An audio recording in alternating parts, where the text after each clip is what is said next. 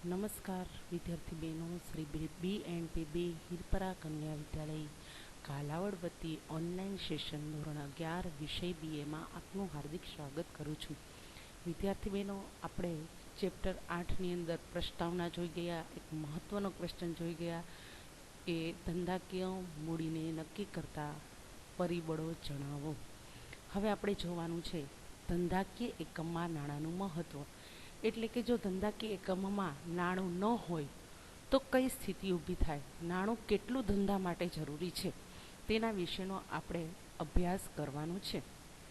નાણું એ એવી ધરી છે કે જેની આસપાસ બધી જ આર્થિક પ્રવૃત્તિઓ ઘૂમ્યા કરે છે.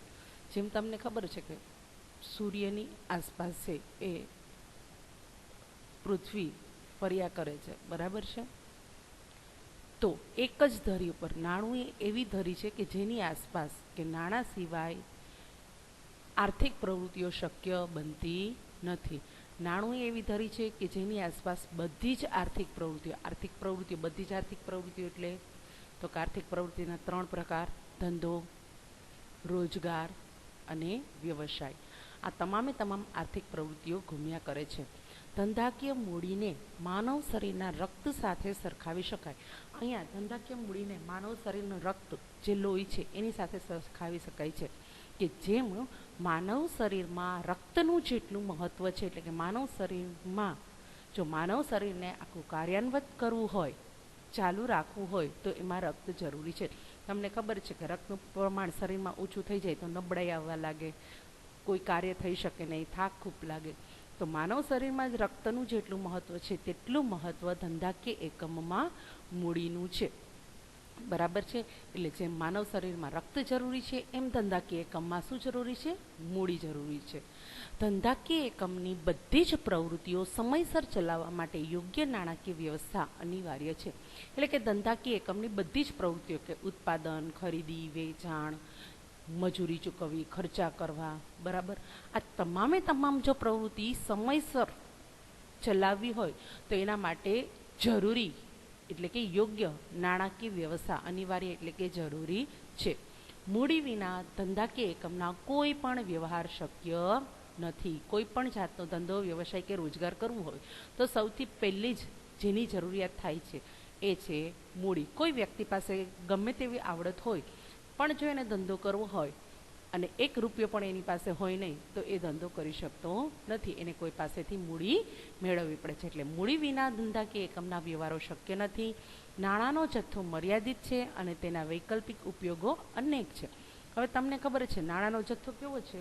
મર્યાદિત છે. મર્યાદિત છે એટલે તો કે તમને જોઈએ એટલું ધારો એટલું મળી જતું નથી. નાણાંનો જથ્થો મર્યાદિત છે અને તેના વૈકલ્પિક ઉપયોગો છે. વૈકલ્પિક ઉપયોગો એટલે તો કે માની લો કે તમારી પાસે 5,000 રૂપિયા છે તો એ 5,000નો તમે ઘણી બધી જગ્યાએ ઉપયોગ કરી શકો છો. તમારા ધંધાની શરૂઆત કરી શકો છો, તમે 5,000 તમારા મુત્સુક માટે વાપરી શકો છો, 5,000 તમારા શિક્ષણ માટે વાપરી શકો છો, બરાબર છે.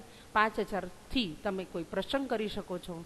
તો નાણાંનો જથ્થો મર્યાદિત છે અને તેના ઉપયોગો વૈકલ્પિક એટલે કે અનેક છે. માટે વ્યક્તિએ નાણાંનો સમજી વિચારી કાર્યક્ષમ અને મહત્તમ ઉપયોગ કરવો જોઈએ. એટલે કે જ્યારે વ્યક્તિ, તમને ખબર જ છે કે આપણે 5 રૂપિયા વાપરવા જઈએ છીએ તો સમજી વિચારીએ છીએ કે આ 5 રૂપિયા મને મારી પાસે ઘણા બધા વૈકલ્પિક ઉપયોગો છે પણ એમાંથી હું કઈ જગ્યાએ વાપરું કે એ મને વધારેમાં વધારે એટલે કે મહત્તમ લાભ આપી શકે, બરાબર છે. કાર્યક્ષમ એટલે કે જે તમારી કાર્ય કરવાની ક્ષમતા વધારી શકે. માટે નાણાંનો સમજી વિચારી કાર્યક્ષમ અને મહત્તમ ઉપયોગ કરવો જોઈએ.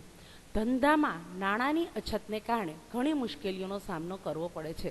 જો ધંધામાં છે તમારી પાસે નાણાં પૂરતા ન હોય, એની અછત વર્તાતી હોય. અછત એટલે શું? તો કે તમારે જેટલી જરૂર હોય એટલા તમારી પાસે હોતા નથી.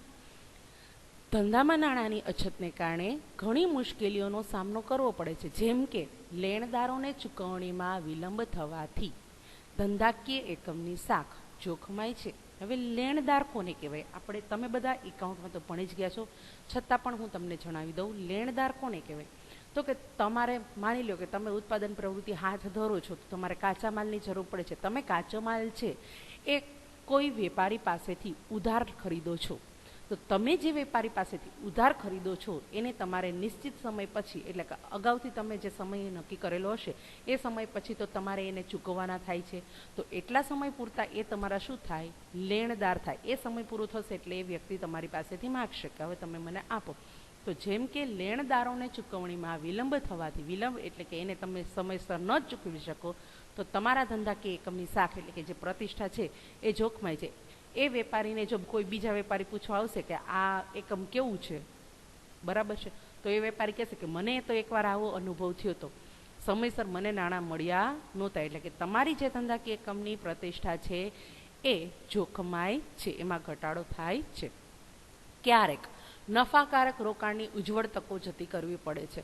માની લો કે તમે નાના પાયેથી ધંધાની શરૂઆત કરી, તમારો ધંધો સારો એવો ચાલે છે, દિવસે ને દિવસે નફો કમાતા થાવ છો, પણ જો તમારી પાસે મૂડી નહીં હોય તો એ તમારે ધંધાને કંપની સ્વરૂપમાં ફેરવવું હશે, મોટા પાયા પર લઈ જવું હશે, તો તમે કરી શકતા નથી, કારણ કે તમારી પાસે મૂડીની શું વર્તાય છે, અછત વર્તાય છે. રોકડ વટાવનો લાભ જતો કરવો પડે. રોકડ વટાવનો એટલે કે તમે માની લો કે કોઈ પાસેથી કાચો માલ ખરીદો છો, તો એ એમ કહે છે કે તમે આટલો એક સામટો વધારે કાચો માલ ખરીદો તો અમે તમને આટલા ટકા રોકડ વટાવ આપીએ છીએ. પણ આપણી પાસે મૂડી પર્યાપ્ત નથી હોતી અને આપણે રોકડેથી ખરીદી નથી કરી શકતા હોતા, એના કારણે આપણને જે આ રોકડ વટાવનો લાભ મળે છે એ લાભ પણ આપણે જતો કરવો પડે છે. કાચા માલની સમયસર ખરીદી ન કરી શકાય, એટલે જે સમયે તમારે ઉત્પાદન માટે જેટલો કાચા માલની જરૂર હોય એટલો કાચો માલ તમે સમયસર ખરીદી શકતા નથી. વગેરે માટે પૂરતા પ્રમાણમાં તમારી પાસે શું હોવી જોઈએ, મૂડી હોવી અત્યંત જરૂરી છે.